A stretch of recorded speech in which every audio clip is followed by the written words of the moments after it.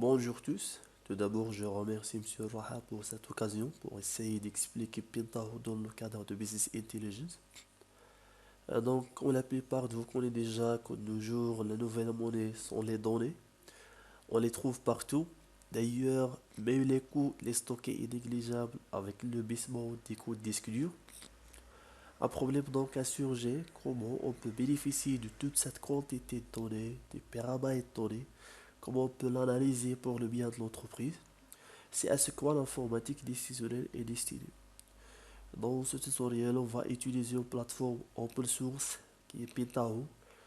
Elle est très importante dans le domaine de BI pour montrer comment tirer profit d'un ensemble de fichiers CSV, des fichiers Excel.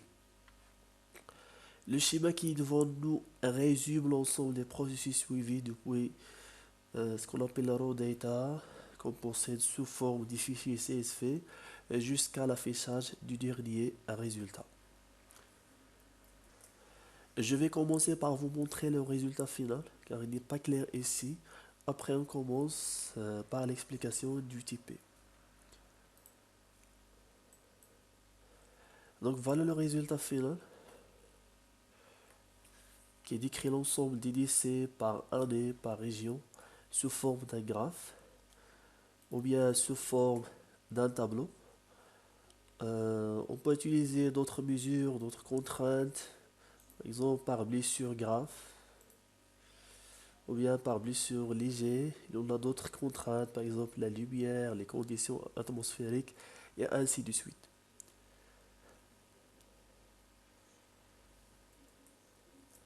Pour les données utilisées, elles sont téléchargées le site du ministère de l'Intérieur français. Après que vous l'avez téléchargé, vous ferez l'extraction du fichier. Vous allez obtenir quelque chose comme ça. C'est l'ensemble des fichiers qu'on a. Revenons maintenant au schéma principal pour l'expliquer. La première étape est l'utilisation de Pentaho Data Integration ou bien Kittle pour les TL. C'est quoi, les TL? Les TL est un mot anglais qui veut dire extract, transform and load.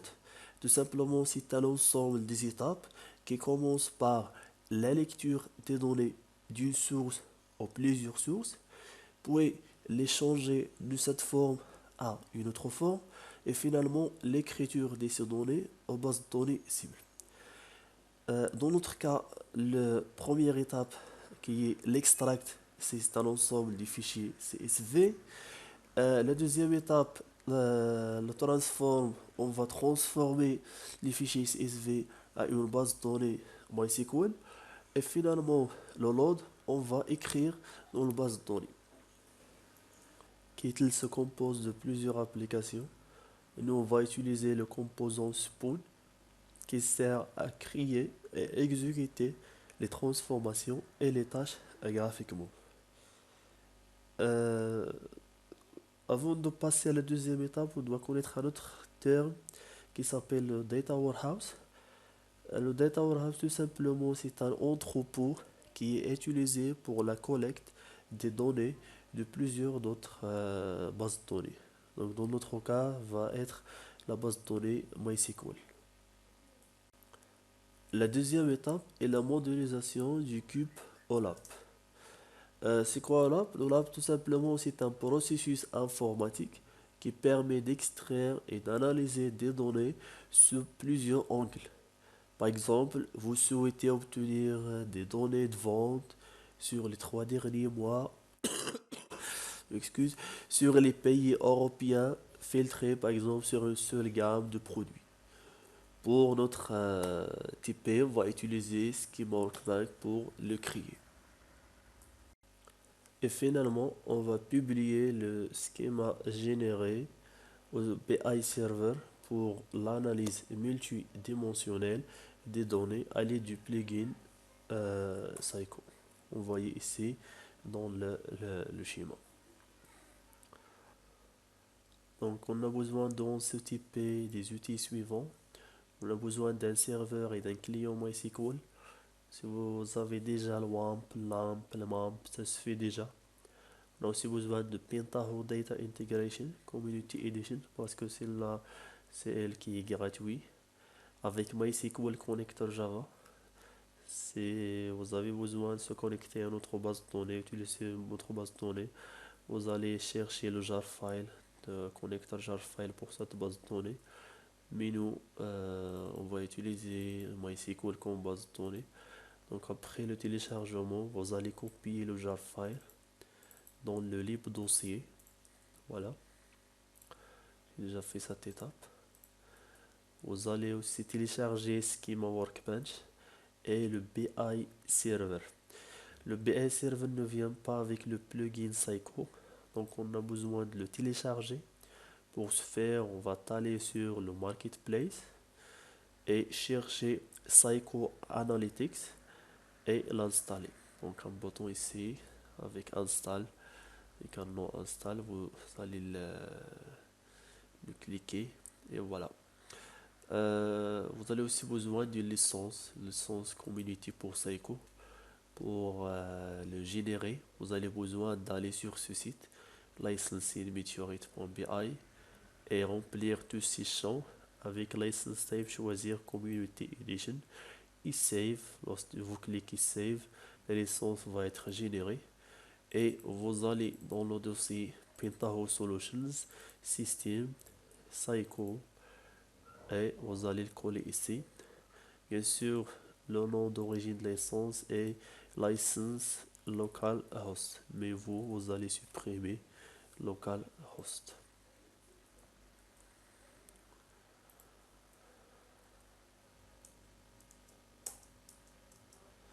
Donc vous voyez devant vous le schéma d'origine des fichiers téléchargés du site du ministère.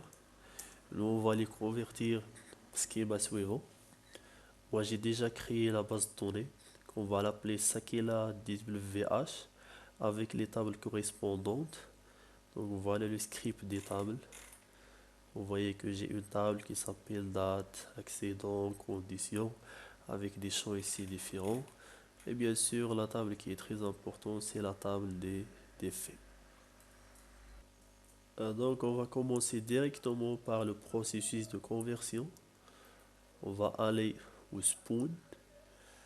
J'ai déjà créé toutes les transformations avec les jobs, mais je vais répéter quelques-uns parce qu'ils me semblent qu'ils sont très importants. Donc vous voyez ici donc le spawn, on doit soit créer une transformation, soit créer un job. Mais la première chose qu'on doit faire est la connexion aux bases de données. Donc, ah, lorsque vous créez une transformation, vous devez spécifier quelle base de données. Donc, comme indiqué auparavant, on va travailler avec MySQL. Donc, je vais appeler cette connexion Saqila avec le hostname qui est localhost, le database qui s'appelle Saqila DWH, Saqila DWH, le port et bien sûr le username et le password. On va tester la base de données, donc voilà, ils sont bien connectés aux bases de données. Moi j'ai déjà fait cette étape là, je ne vais pas le répéter. Donc la deuxième chose, et on doit commencer par la génération et transformation. Donc, donc on va travailler avec des fichiers CSV. Donc on va chercher ici comme input CSV file. Par exemple, dans cette transformation, on a besoin seulement d'un fichier CSV.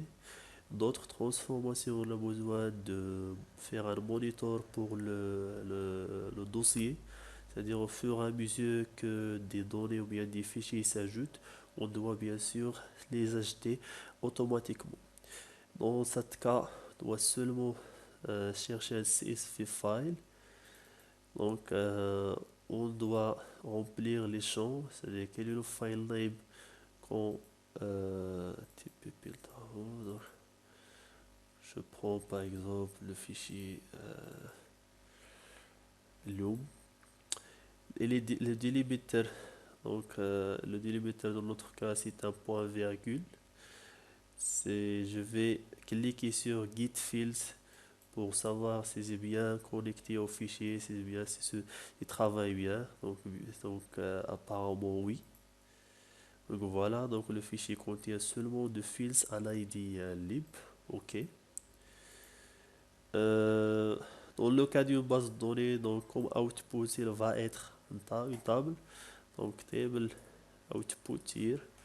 Donc table output. Dans la table output, je dois donc la connexion c'est ça qui est là. Donc comme je viens d'expliquer, j'ai déjà créé ma connexion. Il est lié avec la base de données.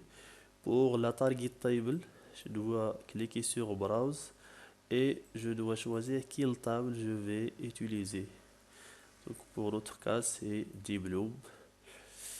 Euh, il y a un autre, je dois faire une liaison ici. Donc mes inputs. Euh, Develop. Et je vais spécifier les tables, les fields. Je vais lier ici les fields. Donc pour cela, je fais git field. Donc il a détecté ça automatiquement. Voilà les fields, ma base de la table. Voilà les fields des fichiers interfield mappés. Donc ils sont déjà liés. Donc il a détecté ça automatiquement. Je peux aussi spécifier ici que il doit générer automatiquement le primary key.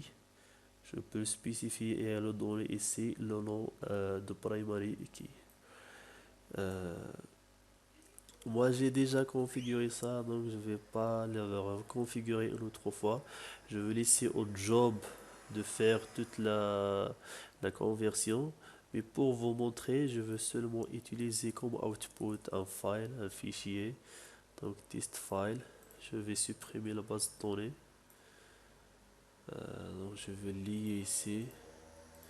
Et je veux spécifier le file output. Donc on va l'appeler ici files, quelque chose comme ça.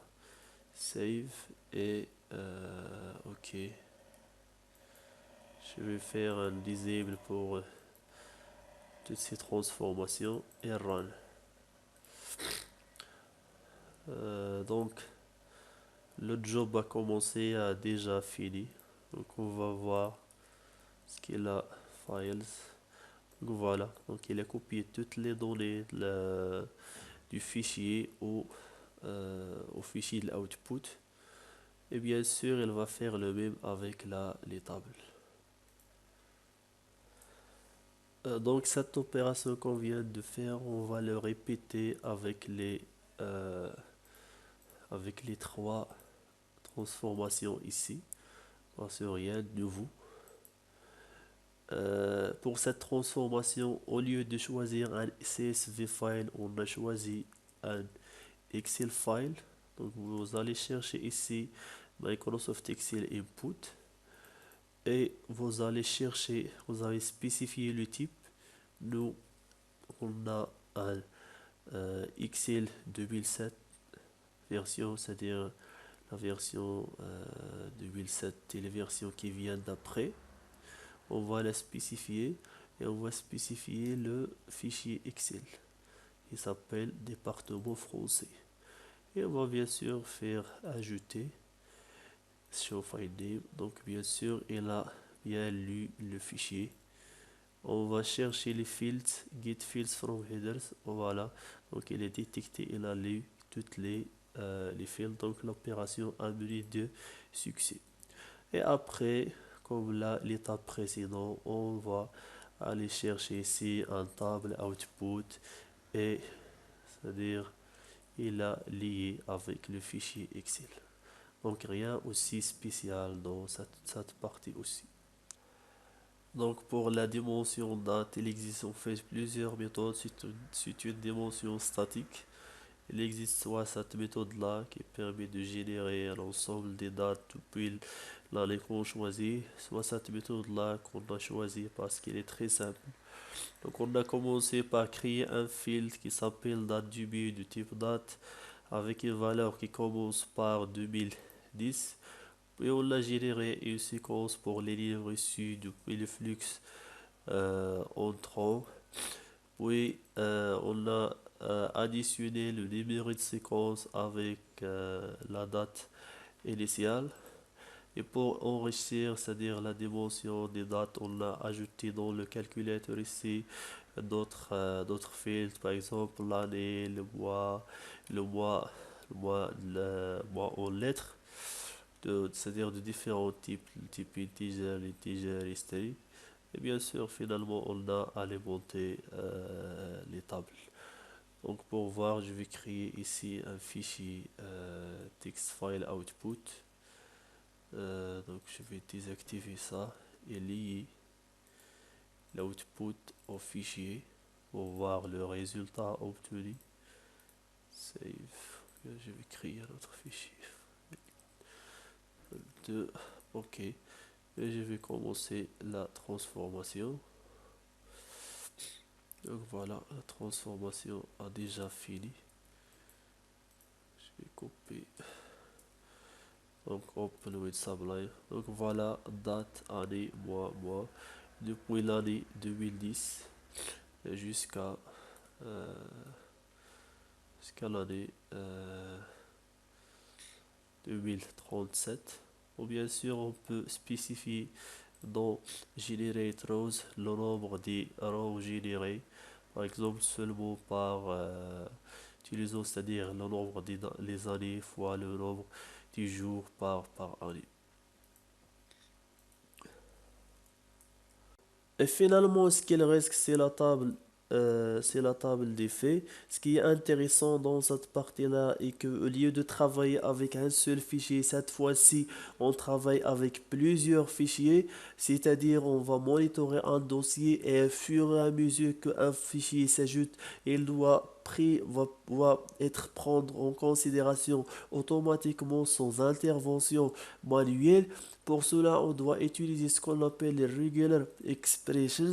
On doit spécifier tout ce qui est, c'est-à-dire le dossier dont on a besoin de monitorer. Si vous remarquez ici que le nom usager se répète dans tous les fichiers, donc on va prendre ça en considération. On doit ajouter ici le chemin de directory et après on doit informer le programme que nos fichiers commencent par usager et plus qui veut dire que point veut dire n'importe quel caractère, plus veut dire que ces caractères-là se répètent au moins une fois. Et on écrit, et en fait, et on clique Add, c'est l'opération à mener en succès. Euh, Lorsqu'on clique sur Show File News, il va nous montrer tous les fichiers qu'il a trouvés dans le dossier. Et bien sûr, dans l'onglet Field,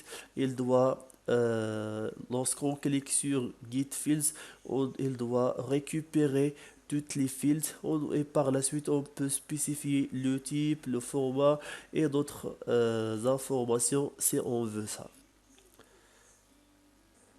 Par la suite, on joint les deux fichiers et on les lit avec les d'autres tables, les fils des autres tables. C'est pour ça qu'on a utilisé table field ici. On a comparé ici avec le field date des fichiers qu'on vient de les joindre. Et la même chose, on va le répéter avec le département, le table département. Et finalement, on va sélectionner les valeurs qu'on veut persister dans notre table. J'ai créé un fichier, un text file output pour vous montrer les outputs. C'est-à-dire, je vais changer son nom ici. Save, OK. Et on va run la transformation. On va exécuter la transformation.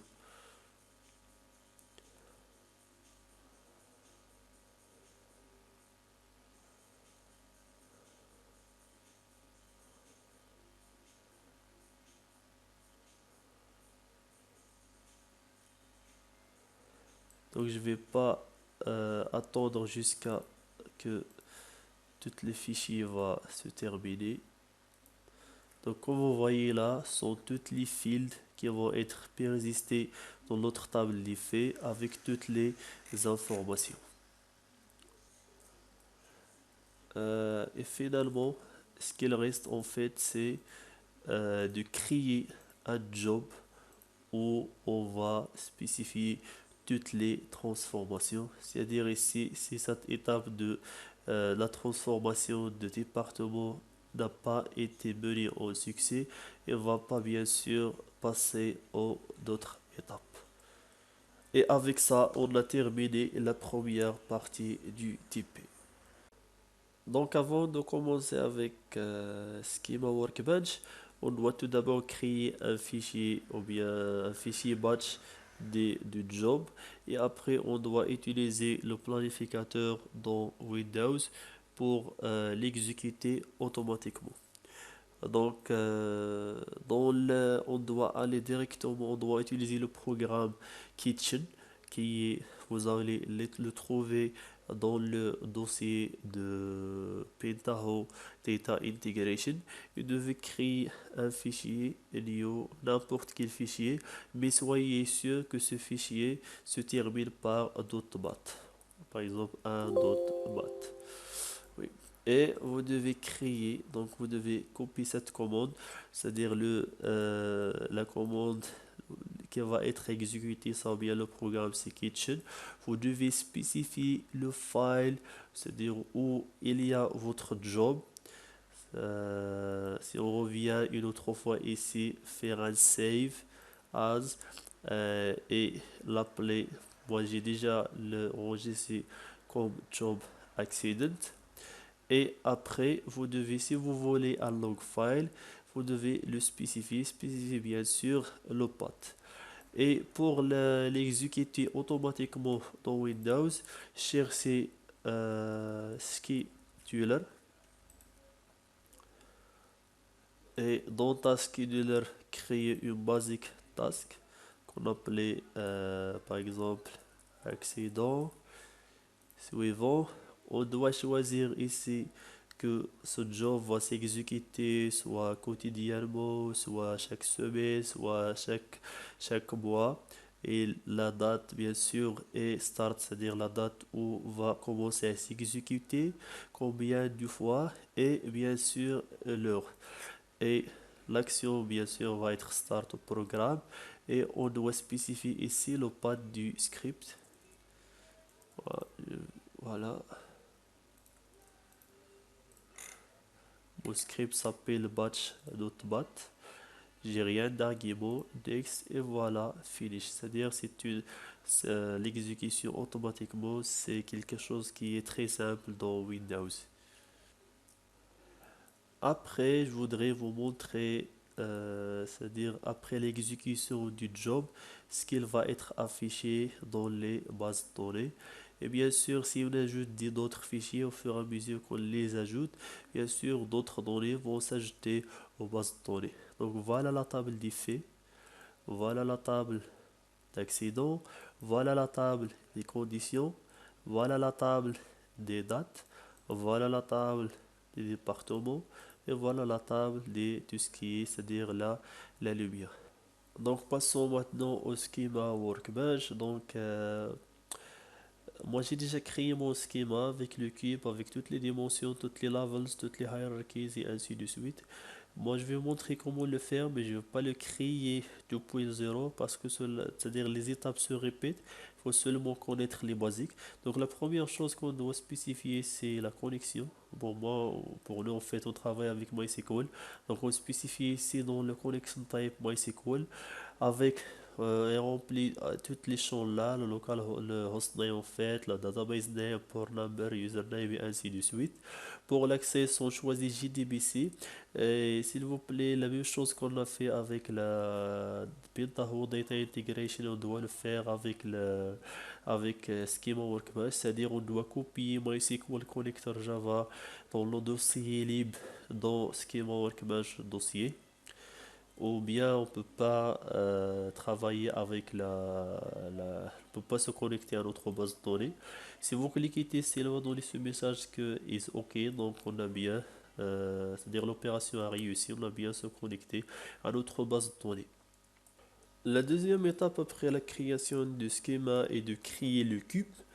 Donc on clique droit sur le schéma Add Cube, on l'appelle comme on veut, par exemple cube 1. Et on spécifie la table, donc à table, quelle table, et parce qu'on est connecté déjà aux bases de données, donc il a détecté toutes les tables. Moi je vais choisir mon table de fait qui s'appelle fait accident. Après je vais commencer à créer ce qu'on appelle les dimensions. Donc les dimensions, clique droit sur schéma Add Dimension. Je vais laisser que je vais rien changer pour l'instant. Donc je vais créer après un hiérarchie. Et dans la hiérarchie, je vais choisir la table. Donc quelle table? Parce que c'est la table dim department. Et je reviens dans la hiérarchie pour créer les levels. Si vous vous rappelez bien le schéma cible, donc on a besoin de créer trois levels. Le level group et la région et le département. Donc je vais l'appeler ces groupes. La table, il est déjà spécifié le colon. Pour moi, le colon de la groupe s'appelle voilà, c'est le colon de groupe. Le type c'est un string, level type c'est regular et hide member never. Je vais créer un autre level, je vais l'appeler région. Le colon c'est pour moi region, région, voilà. Le type doit être string, le level doit être regular, hide member va être never. Et finalement je vais créer c'est-à-dire le département level. Le nom de colonne est département nom de type string, regular, c'est le level type, et bien sûr hide member never. Après, je vais aller dans la hiérarchie pour spécifier le primary key, qui est dans mon cas, c'est le département code. Après que j'ai créé toutes mes dimensions, c'est-à-dire la dimension lumière condition, c'est la même chose, on doit répéter la même chose, je vais aller dans le cube et je vais créer la dimension.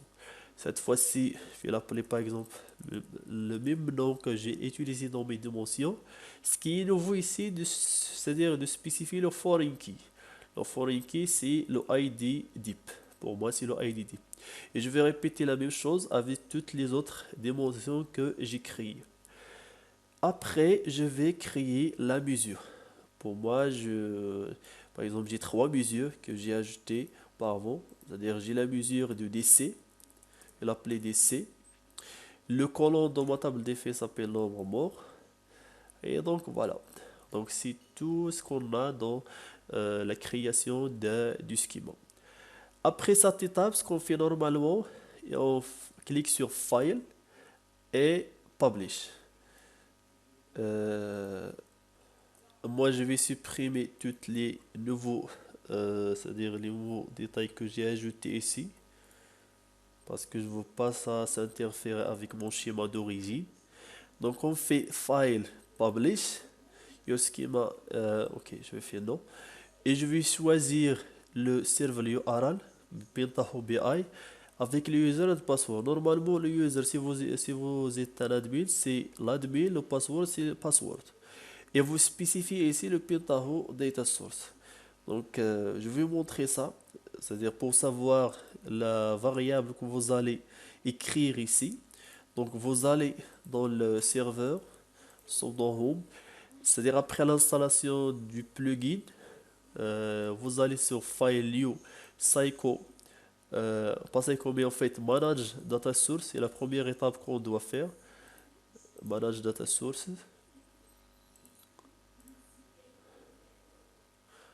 Donc je vais faire un login parce que je sais pas pourquoi ça. Ok.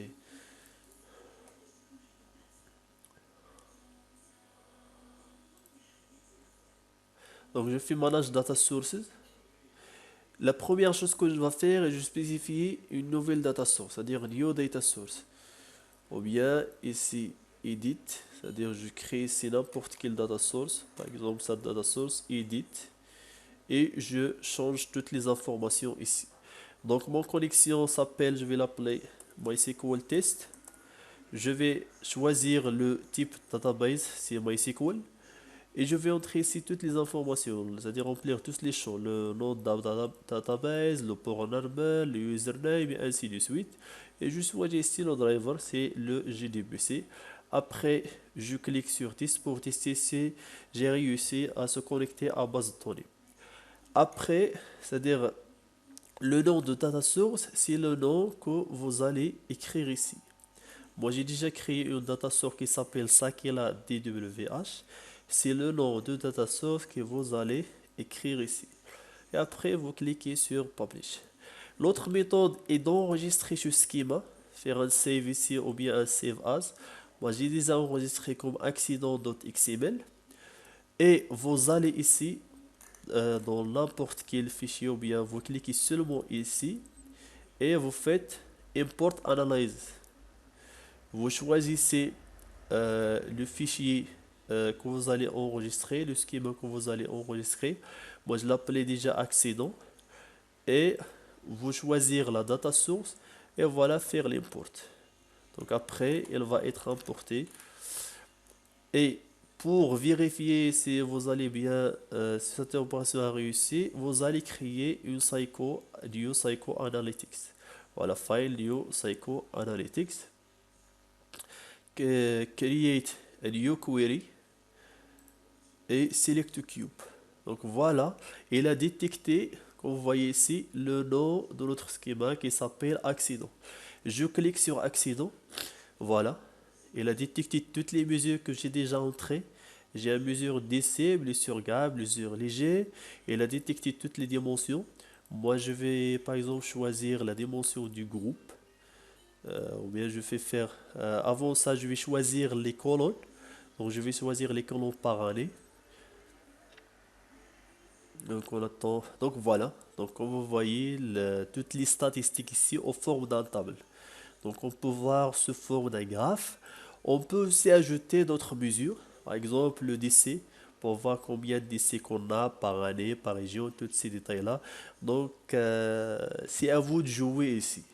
Donc voilà les graphes. Il y a plusieurs choses, plusieurs trucs à faire ici. Donc nous arrivons à la fin de ce tutoriel. Je vous remercie pour votre temps et je vous remercie aussi Monsieur Raha pour accorder cette occasion pour bien s'entraîner de faire du tutoriel.